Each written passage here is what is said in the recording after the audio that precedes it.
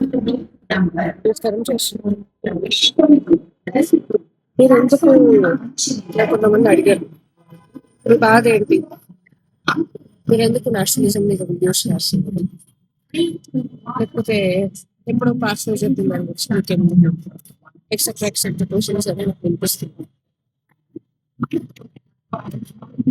నన్ను ఆకర్షించిన ఒకే విషయం, ఇప్పుడు ఒక ఈ జనరేషన్ వాళ్ళకి పిలిచి ఓకే మెస్సీ ఎక్కడ పుట్టాడు, ఏ క్లబ్లో ఆడాడు, ఏ క్లబ్లో ఆడుతున్నాడు, ఏ కంట్రీ ఫుట్బాల్ టీమ్ తను రిప్రజెంట్ చేస్తున్నాడు, ఎన్ని గోల్స్ కొట్టాడు, ఇలాంటివన్నీ అడిగారు.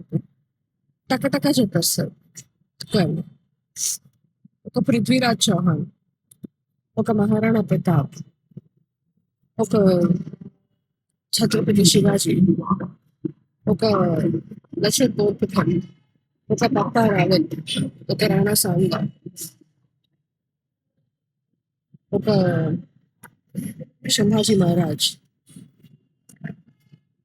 ఇంకా ఎంతో మంది మరాఠా వీరులు ఉన్నారు. పేరు చెప్తున్న పోతే అసలు టైం చెప్తున్నారు.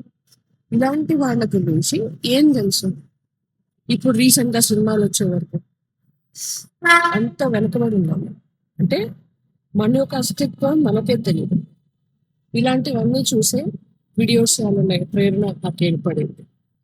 చాలా మంది నేను ఏదో డబ్బుల కోసం చేస్తున్నాను, ఇప్పటి వరకు నేను ఏం సంపాదించలేదు దీని మీద. Kind information.